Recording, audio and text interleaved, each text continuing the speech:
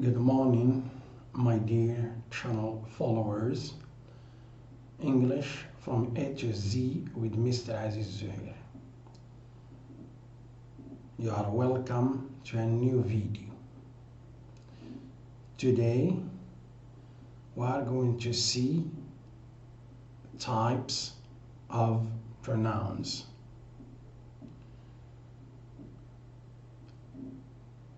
Let me first of all remind you of the definition of a pronoun.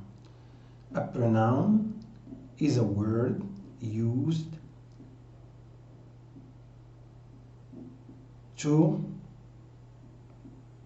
replace a noun. In other words, pronouns and nouns, they are both interchangeable. One can replace the other. Let me give you an example. When you say Peter works in a bank, so Peter is a noun, and therefore I can replace it using he.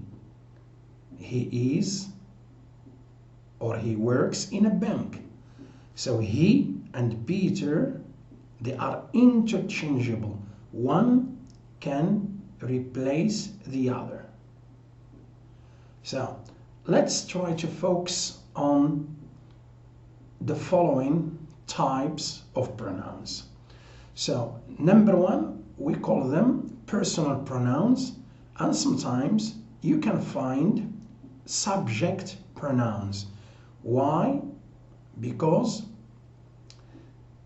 they take the possession of a subject. So she here is a subject. So either you call it personal pronoun or you call it subject pronoun. So this is the first type. The second one, object pronouns. Brahim loves her a lot. So her, it takes the possession of an object. That's why we call it object pronouns.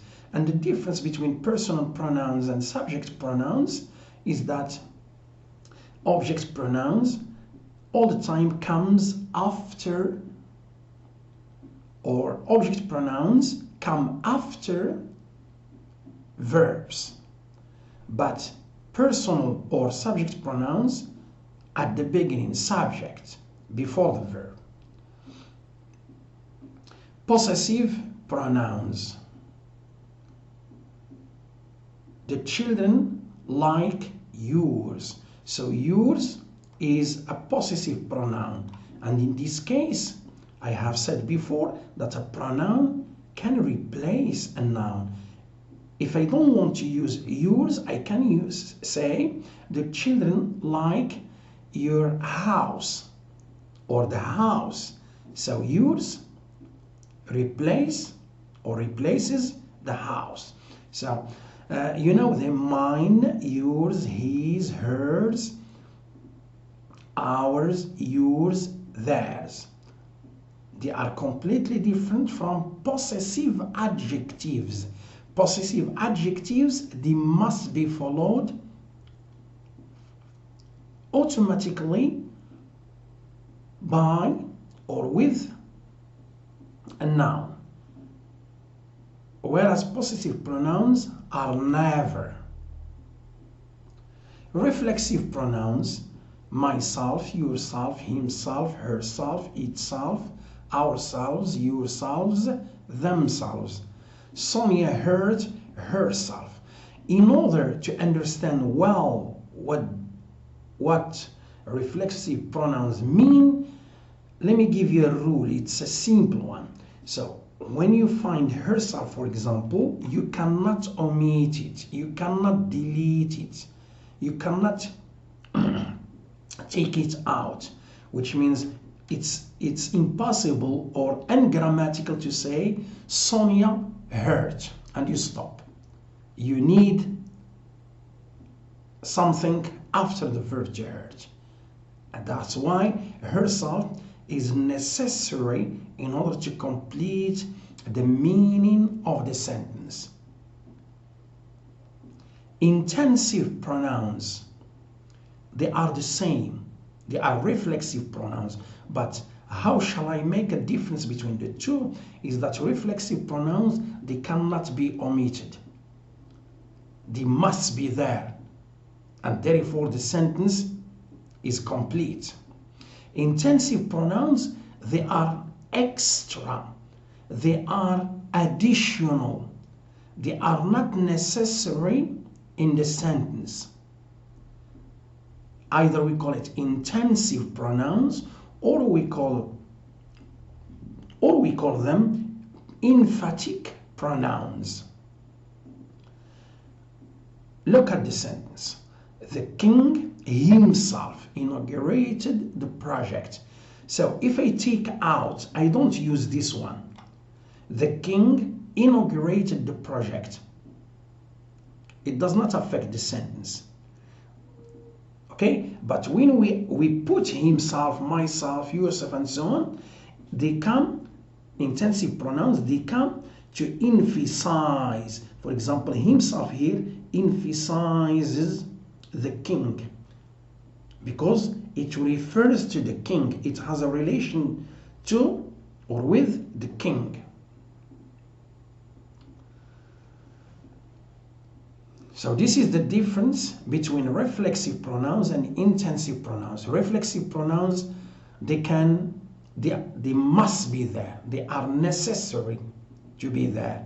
But intensive pronouns, we can do without. Even if they are absent, no problem with the sentence. Relative pronouns, you know that we have 5 relative pronouns. I am not speaking about relative adverbs.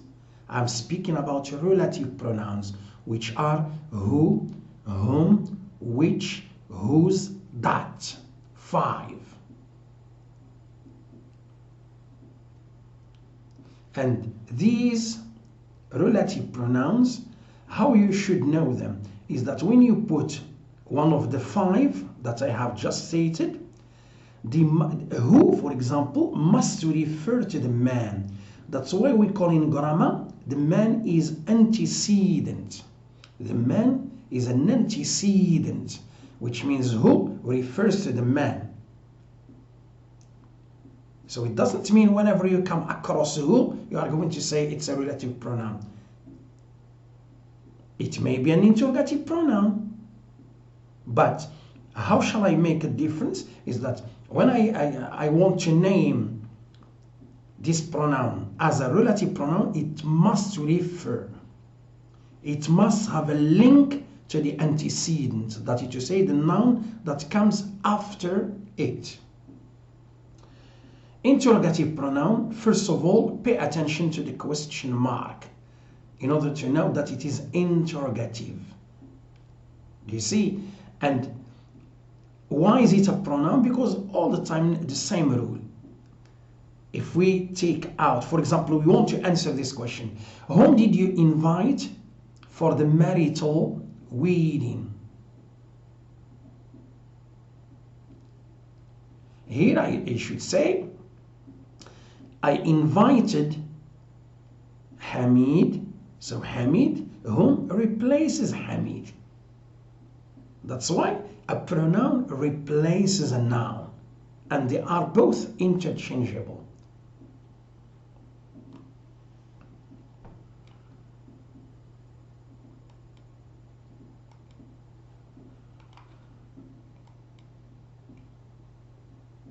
Exclamatory pronouns, here we have what a modest person he is. So exclamatory, it has to do with this one, exclamation mark. Demonstrative pronoun, you know, let me try to clarify something very important. We have demonstrative pronouns and we have demonstrative adjectives. Demonstrative adjectives, they must be followed by a noun. For example, this man. But here, you don't have any noun after them. Do this. Do not do that. Demonstrative pronoun, no noun after them. This is the difference that you should all the time take into account. You have this, and you have that, and you have these, and you have those, and you have such. Such. So 5 we have. Distributive pronouns, the list here is long. For example, each, you may speak about none, you may speak about neither, you may speak about either, you may speak about no. There are a lot. Each received a prize. There is no noun after each. Maybe some of you are going to ask themselves, can I put every here? No, you cannot, because every is not a pronoun. Every, it must be followed by a noun. Every man, every student, every teacher. But each, it can stand alone. And in this case, it is a pronoun. That is to say, it is a subject in this sentence. Reciprocal pronouns, here we have 2 reciprocal pronouns. We have each other and we have one another. Each other, 2. 2 people, 2 students, 2 teachers. But you speak about one another, more than 2. More than 2. This is the difference that we have. And this is what we call mutual, let me say, something which takes place between the 2 is mutual. For example, we love each other. What does it mean? You love me and I love you. They respect each other here, so they, it refers here to 2 people. They respect each other means she respects him and he respects her. So each other and one another. Indefinite pronoun. Here we have 3 categories or 2 categories. Something, everything, nothing, anything. Somebody, everybody, nobody, anybody. Someone, no one, anyone, everyone. So we have 3 categories here. They are called indefinite pronoun because when you speak about something, it is indefinite. You don't know it. We want something. So something here is not clear. Expletive pronoun. We have just one expletive pronoun, which is it. How shall I know it that I should call it expletive? Let me give you a very easy rule. If I can write to learn a foreign language is important. If I can change the sentence to learn, to begin with the infinitive phrase, to learn a foreign language is important. If you take a sentence and you can, change it to this new structure, automatically it is expletive.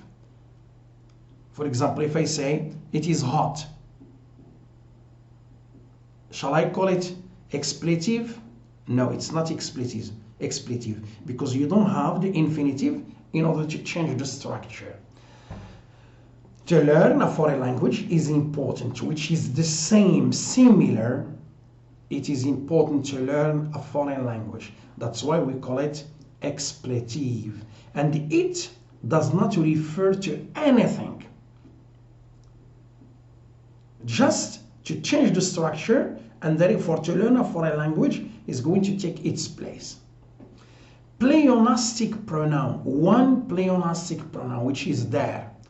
There, we should not speak about an adverb of place. Here, there, no. So this there,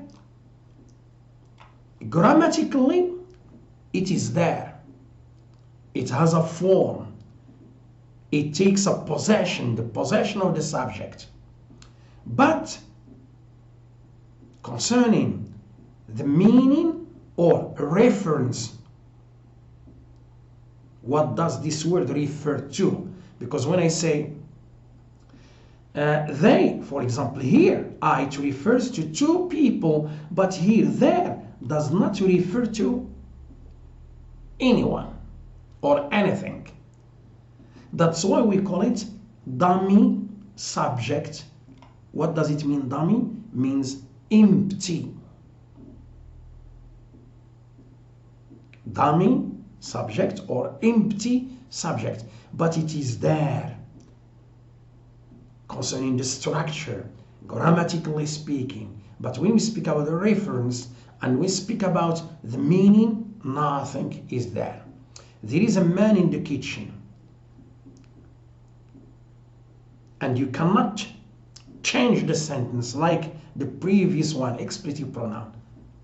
So, in order to make a difference, pay attention to there, which is called empty subject or dummy subject, no reference, no meaning of its own, but the second one, which is I live there. So there, it refers to a place. It's an adverb of place. It refers to a specific place. So these are the types of pronouns, and in the coming videos we are going to practice a lot pronouns because they are very important, and then we are going to see each one how it works in a context. Okay, because if we try to work on a context, it will be more important than just working, for example, on individual sentences. Am I clear? So the video of today is over. See you in another video, and thanks for watching.